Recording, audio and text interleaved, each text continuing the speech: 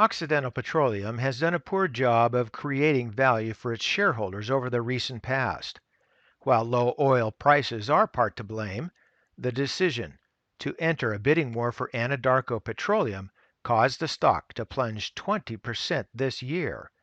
With shares now at a decade low, Occidental Petroleum is either in deep value territory or in a deep value trap.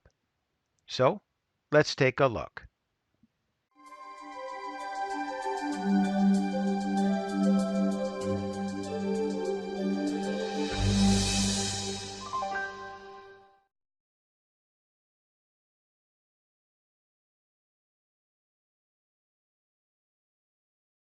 Starting off with the bull case, Occidental Petroleum has been focused on reshaping its cost structure over the past several years so that it could advance even with lower oil prices.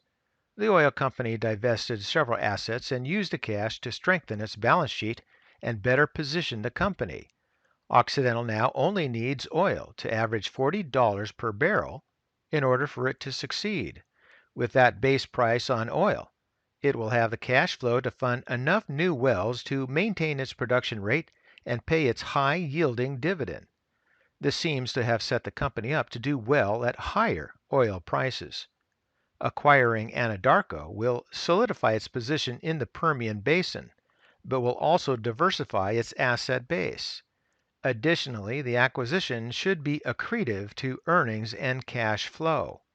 This view is also driven by the belief that Occidental can capture up to about $3.5 billion of future cost savings. This will also help the company grow its earnings at an accelerated rate in the future, as long as oil prices cooperate. First, looking here at the 20-year monthly chart on Anadarko Petroleum, the symbol is APC.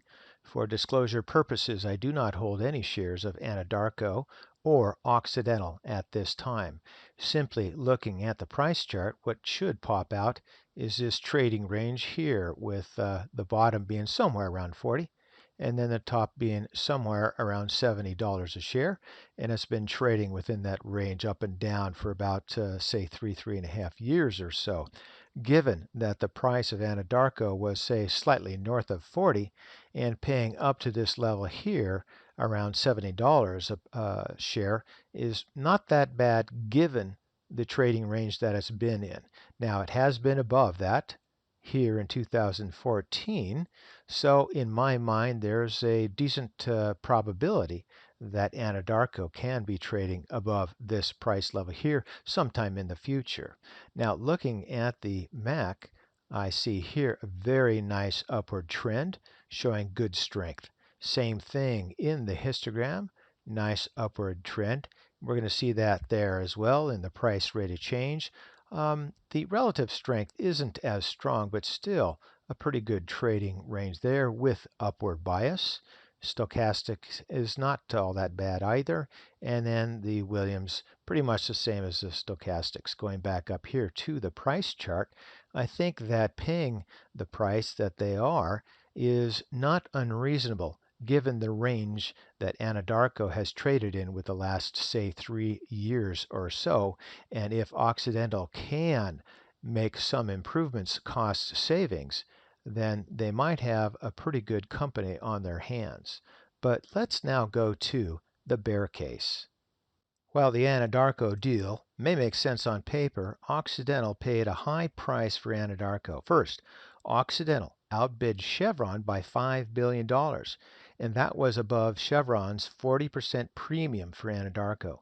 So consequently, Anadarko will have to pay Chevron $1 billion for breaking their deal. And that's a big obstacle to overcome if you want to create value from an acquisition. Further, Occidental will pay a high price to finance the deal. As part of the financing, Occidental Petroleum obtained $10 billion from Berkshire Hathaway. In that deal for financing, Berkshire will get preferred stock that will pay a punishing 8% annual dividend. Moreover, Berkshire will receive warrants to buy up to 80 million shares of Occidental stock at $62.50. That implies the potential for up to $5 billion of future dilution.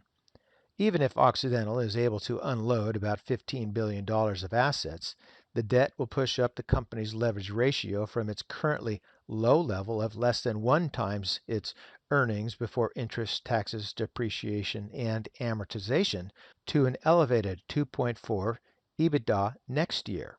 That leverage could weigh the company's stock down if oil prices don't cooperate.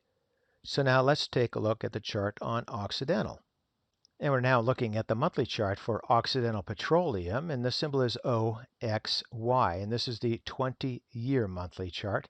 The current price is $49.81. When they made the bid for Anadarko, they were closer to $60 a share. But even at $60 a share, that's a relatively weak price going all the way back to 2009. The peak was here in, say, early 2011, but since then, they've been trading downward in this channel for several years.